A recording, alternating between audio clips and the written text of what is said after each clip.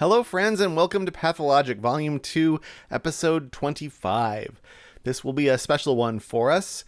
I think I've mentioned before several times now, but we are, in this volume, going through a collection of puzzles that were originally published on the Cracking the Cryptic Discord in the Genuinely Approachable Pencil Puzzles series that a team of solvers put together every day. These are puzzles that were published over 4 years ago, and the ones we were going to go through today were all published on the same day, on Christmas Day, as a treat. And so I'm going to be solving them all on the same day just to keep up that rhythm. But because there are 5 of them, I won't go through the rules like we normally do. I'm going to dive right into the solves. So if you need to bone up on what the rules are, or if you've never seen these before, I'll definitely have links to the previous times that we've covered all of these genres in the links below in the description. If there is room in the description, I will also post all of the rules for all these puzzles, but I'm not sure if that will get me over the character limit. So make sure you follow those links if you need to relearn or learn for the first time how these puzzles work.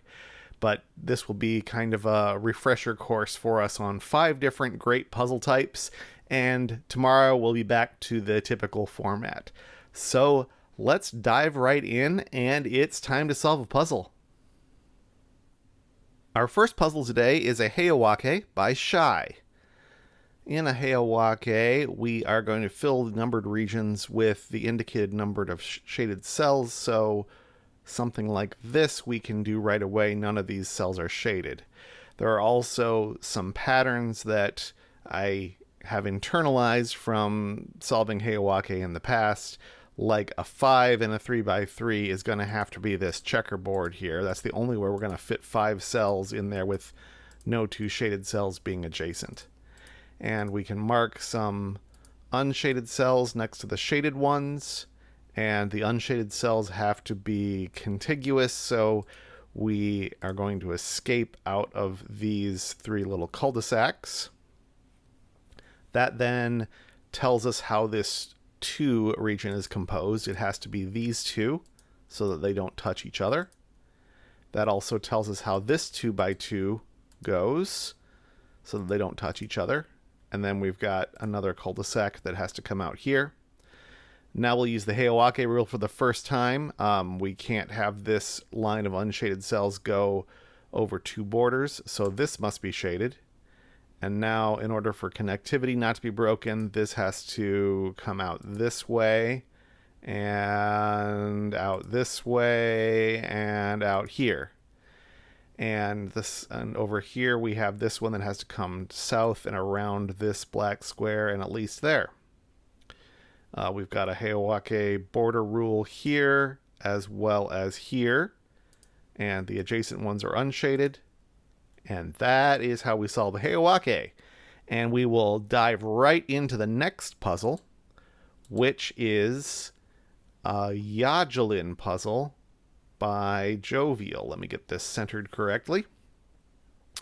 In a Yajilin, we are going to again shade things so they're not orthogonally adjacent. That part's the same, but we've got a loop as well.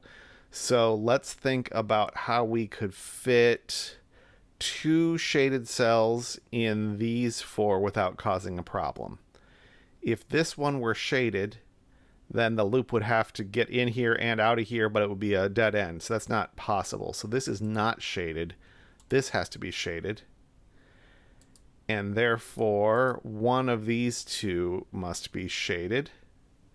I don't think that immediately tells me which way that goes. Let's see. We've only got 1 in this row, 1 in this row that are shaded. One of these 2 is shaded. We can mark some unshadeds that would form dead ends. Here, here, here. If any of these were shaded, we couldn't get in that neighboring cell and back out. Here and here and here, and all 3 of these None of those can be shaded because if they were, we'd have a dead end on the other side. And that actually gives us the beginning of our loop. So since these have to all be part of loop, we can draw the loop going right around there. That's the first real concrete stuff we've done here. And then that finishes this 2. It does go right there. And now that finishes the 1 over here and the 1 here.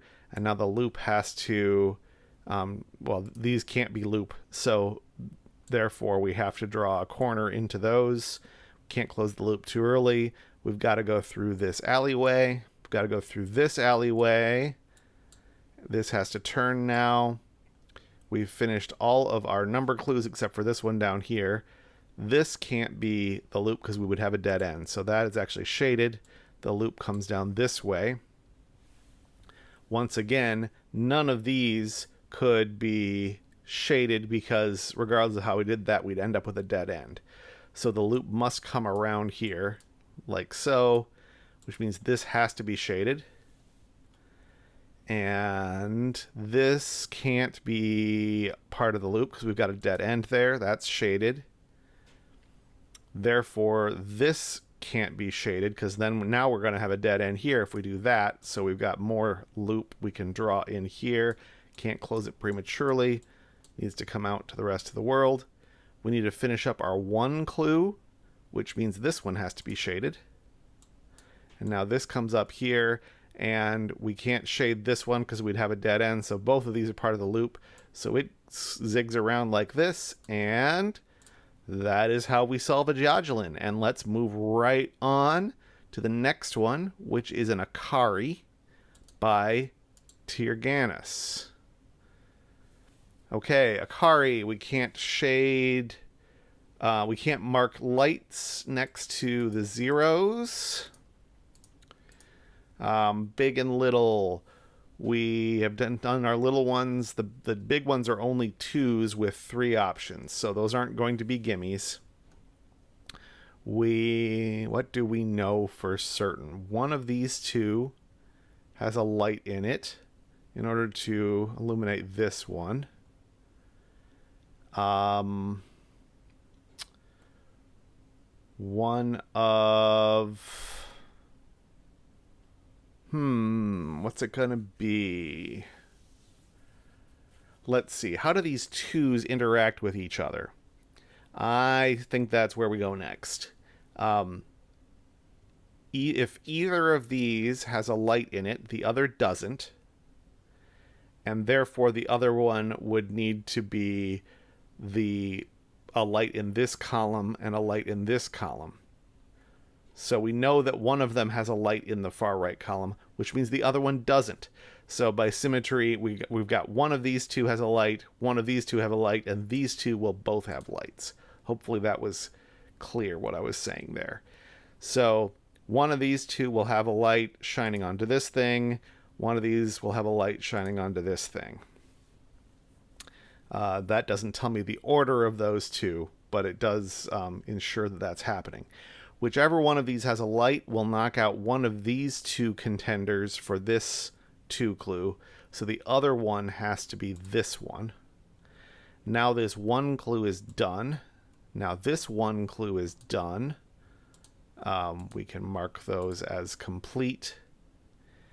What's next? It's going to be something to do with this 1 clue. Okay, so we've got one of these has a light and one of these has a light. No matter how we do that, they're going to see these 3 cells and make those not lights. So this 1 now has to be down here. Now to get this one illuminated, we have to put a light in this cell, which means this 2 goes with, it finishes off with this cell. This 2 finishes off with that cell. That is how we solve an Akari. And the next one is a Shakashaka by Freddie Hand. We can start with the big and littles. Again, zeros don't have any triangles next to them. And the unshaded regions need to be rectangular, so when we have them at around a corner like this, we can't have the cell in between be unshaded, or else you'd have a non-rectangular region for certain. So this has to have a triangle in it. So it's got to be that way. The same thing's going to happen here, here, and here. The 3 has triangles in all 3 regions, and these 2 are a forced orientation, and this is some unknown orientation. But these will touch the edge of the grid, so they're going to kind of bounce around to form part of a rectangle. Now this edge can't keep going because then we'd have an acute angle there. We need to keep it right angles only, so this has to turn right away, which means we've got our rectangle right here done. This can't keep going because then this square here would be in the way of there being a clean rectangle there. So this has to turn. Might be done, might keep going. Not sure if we know that yet. Actually, I think we do. No, we don't. Okay, so if it keeps going, it's all part of one big rectangle, and that might be likely, but it could be 2 small squares.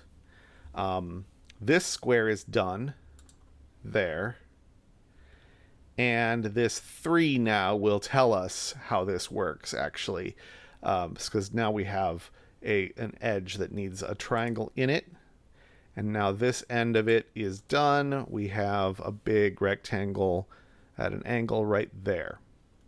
This end needs to turn, because if it went here, we'd have a acute angle with the edge of the grid. So it's going to bend up like that and bounce around here.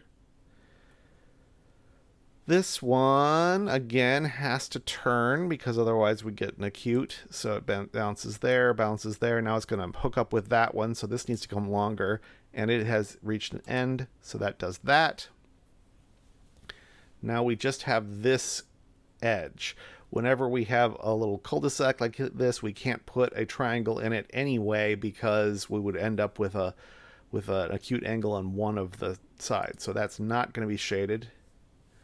So therefore the other 2 are. So this angle is forced, making that bounce around here and making a square up here. And that now forces this one to be like that. It's going to have to bounce here, bounce there. And now it can't keep going because we've already marked this unshaded, so it's got to bounce around like that. And now we just have to finish this square, and that is how we solve a Shakashaka. And let's finish it all up with a snake egg from Eric Fox. All right, this is in a PenPa interface rather than the Puz link, so I've got to adapt to that real quick. Our numbers are 1 through 6, and again in a snake egg we're going to have 1 region of each of those sizes. So our snake then starts here, doesn't include that one, and that's got to get hemmed in. The path that separates them can't touch itself orthogonally, but may touch itself diagonally. And in fact, it's going to have to, because this is going to have to be a corner of that path now, and that is not touching, that doesn't immediately connect to the here, or else we would never get to this side of the grid. So these 2 are unshaded. The 5 has got to get out. The snake must continue. These are not going to be shaded. Let's see.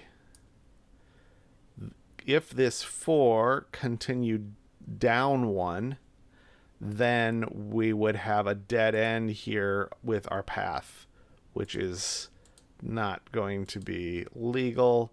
So this must be part of the snake, that means, which means that the path has to come around this way. Since it comes down here into this region, it also is going to need to leave that region, which can only happen here. And that's going to be the end of our snake. So these 2 are not shaded. Now our 5 can't go any further, or it would meet up with the 6s. So the snake comes in here and turns. Now the snake can't come in here, or alternately speaking, the 4 needs a 4th. So the snake comes up here and around like that. Now the 5 is complete. 1, 2, 3, 4, 5. So we need to put the snake in there, and we've found our 2 region. So we've got 1, 2, 4, 5, oops, and 6. So we need a 3 and the 6. And this is going to be the 3 because we can't, if we tried to meet that up with the 6, even if we could, it would be too many cells. So this is our 3, so we can say that's done. And the snake continues that way. And now we have 4 out of the 6. And the only way that we can get 2 more is it's going to be this one and that one, making 6. And the snake will come around here and connect to itself. And that is how we solve a snake egg. And that is 5 puzzles for today. Hope you enjoyed them.